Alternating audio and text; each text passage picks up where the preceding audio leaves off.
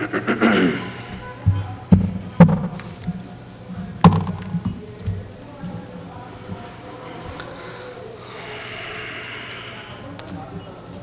व नुसल्ली अला रसूलिहिल करीम। अऊज़ु बिल्लाहि मिनश शैतानिर रजीम। बिस्मिल्लाहिर रहमानिर रहीम।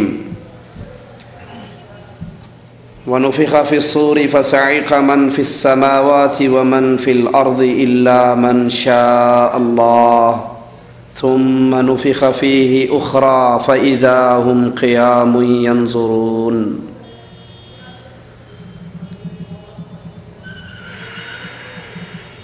दुनिया का ये जहान हमेशगी का ठिकाना नहीं है। दुनिया के लिए बका नहीं है, बल्कि बिल आखिर एक ऐसी घड़ी आने वाली है, एक ऐसा दिन आने वाला है कि ये दुनिया लपेट दी जाएगी।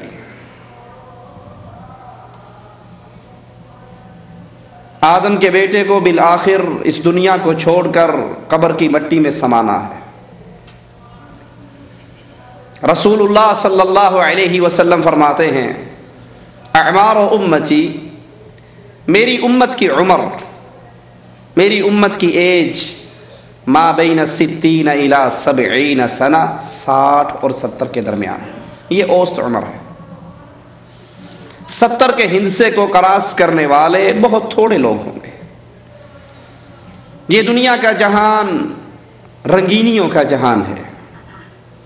इसके बाद कब्र का जहान अंधेरों का जहान है। ये सफर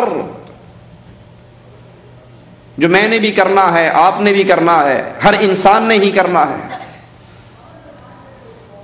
ये सफर इजबारी सफर है, इख्तियारी सफर नहीं। वो दिन आना है जब आदम के बेटे को कब्र की मिट्टी के अंदर उसके प्यारे अपने हाथों से दफन करके आएंगे। कब्र मंजिल है आखिरत की मनाजिल में से पहली। इसीलिए उस्मान रज़ी अल्लाहु अन्हु वअर्दा इस कब्र पर आकर बहुत रोया करते थे। साइल कहता था कि आप जन्नत और जहन्नम के जिक्र पे इतना नहीं रोते जितना इस कब्र के जिक्र पे रोते हो, वजह क्या है? वो उस्मान रज़ी अल्लाहु अन्हु वअर्दा जो कायनात में, पूरी दुनिया में अकेला वो इंसान है जिसको उसके दौर के नबी ने एक मजलिस में 7 मरतबा जन्नत का टिकट दिया था। कायनात में ऐसा खुशनसीब कोई नहीं गुजरा। कायनात में किसी नबी का मानने वाला ऐसा खुशनसीब नहीं गुजरा जिसको एक मजलिस के अंदर बार बार अल्लाह के नबी कहें, कौन है 100 ऊंट दे दे जन्नत ले ले, और वो कहे ऊंट मुझसे लो जन्नत मुझे दो। ये उस्मान है। जवाब में कहते हैं इस कब्र पर आकर ज्यादा क्यों रोता हूं? इसलिए कि ये पहला एग्जामिनेशन हॉल है, ये पहली इम्तहान गाह है। जो यहां पास होगा वो आगे पास होगा, और जो यहां फेल हो गया उसके अगले इम्तहान बड़े खतरनाक होंगे।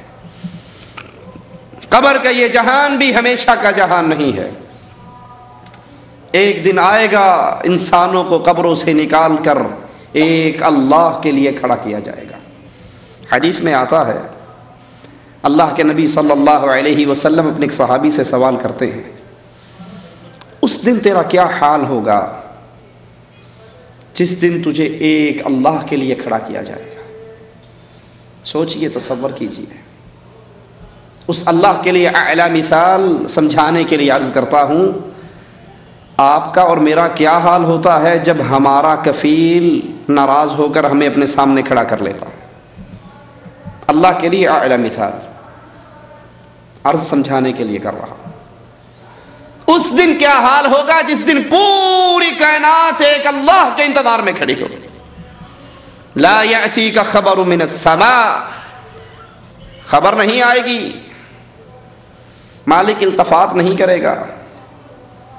300 साल इंसान अपने रब का इंतजार करेंगे, और फिर जब मालिक अज़्ज़ व जल इल्तफात करेगा तो क्या कहेगा?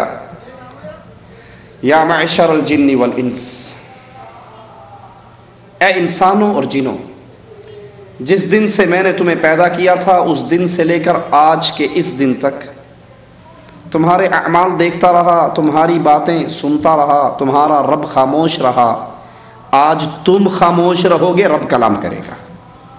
वाकिफूहुम, इनको रोक लो, इन्नहुम मस्ऊलून, इनकी जिंदगी के एक एक लम्हे का आज इनके खालिक और मालिक ने इम्तिहान लेना है।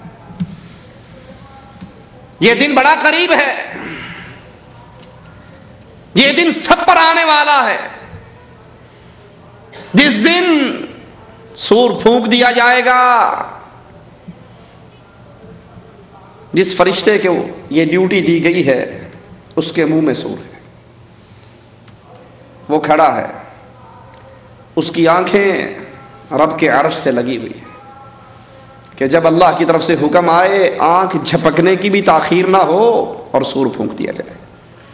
वनुफिखा फिस्सूर फसाइका मन फिस समावाति व मन फिल अर्द, जब उसमें फूंक मार दी जाएगी जमीन में जो है वो सब बेहोश होकर गिर जाएंगे, सब बच इल्ला मन शा अल्लाह, जिसको अल्लाह बचाए तो बचाए।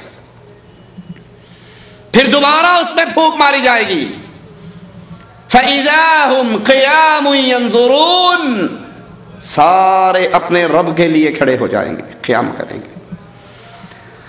सोचिए, और अल्लाह सबसे पहले कहने वाले को सोचने की तौफीक दे। उस अदालत के लिए मेरी और आपकी क्या तैयारी है?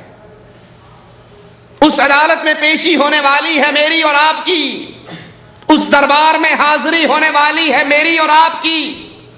इक़रा किताबक, अपनी डायरी को पढ़िए, अपने नामा अमाल को पढ़िए।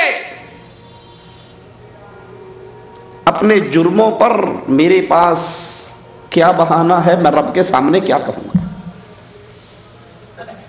और वो पेशी बड़ी शदीद है।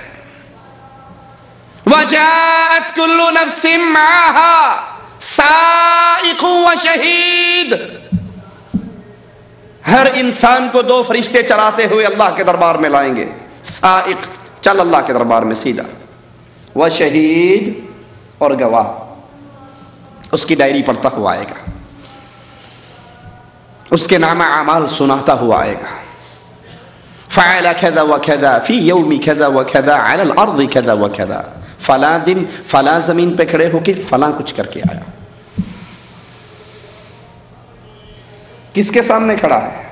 किस दरबार में खड़ा है? उस दरबार की हिद्दत और शिद्दत का आलम क्या है? यौम यफ़िर्रुल मर्उ मिन अख़ीहि व उम्मिहि व अबीहि व साहिबतिहि व बनीहि, हर कोई दूसरे से भाग रहा है, बाप औलाद से भाग रहा है, बीवी खामिन से भाग रही है, बच्चे बाप से भाग रहे हैं, दोस्त दोस्त से भाग रहा है। लिकुल्लि इम्रिइन मिनहुम यौमइज़िन शअनुन युग़नी, हर कोई चाहता है मैं बच जाऊं, सारी दुनिया मारी जाए। ये अल्लाह के दरबार की पेशी, ये उस दिन की हिद्दत और शिद्दत है।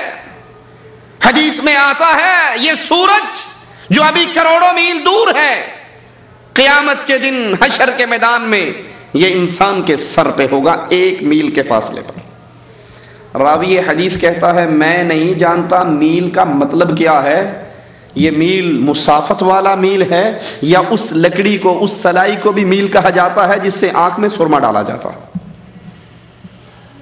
इंसान अपने पसीनों में गर्क होगा, अपने अपने अमाल के मुताबिक।